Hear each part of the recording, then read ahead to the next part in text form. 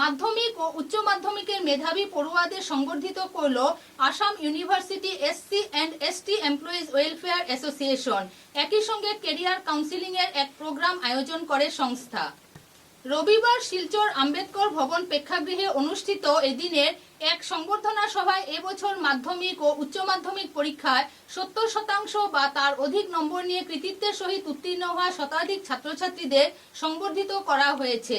সংস্থার সভাপতি প্রফেসর রমাকান্ত দাসের পৌরোহিত্যে আয়োজিত সংবর্ধনা অনুষ্ঠানে প্রধান অতিথি হিসাবে উপস্থিত ছিলেন আসাম বিশ্ববিদ্যালয়ের উপাচার্য প্রফেসর রাজীব মোহন পন্ত। রিসার্চ পার্সন হিসাবে উপস্থিত ছিলেন আসাম বিশ্ববিদ্যালয়ের প্রফেসর অজিত কুমার দাস, ডক্টর বিশ্বরঞ্জন রায় ও doctor Ritwika Rajendra.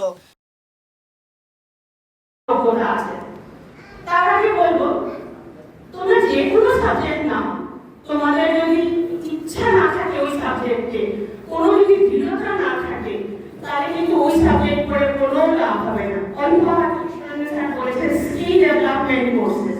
Skill development বলতে সহজ ভাবে আমি এটাই বলবো যে কোনো একটা বিষয়ে তোমার দক্ষতা আছে, সেটাকে তুমি নিয়ে পড়াশোনা করছো, সেটাতে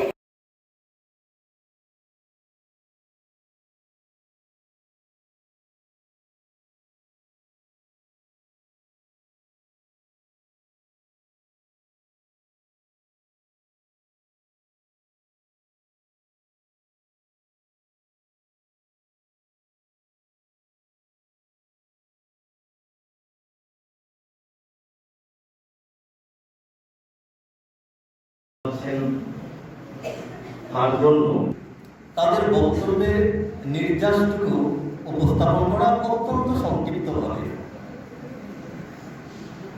আমি এতক্ষণ বসে এগুলো নেই আমার সাহিত্য, শুধু আমার সাহিত্য না, যে কোনো শিক্ষার সঙ্গে ওই মানবিক বিদ্যাটা অধ্যয়ন একান্ত ধরনের আগে তো ভালো মানুষ হোক।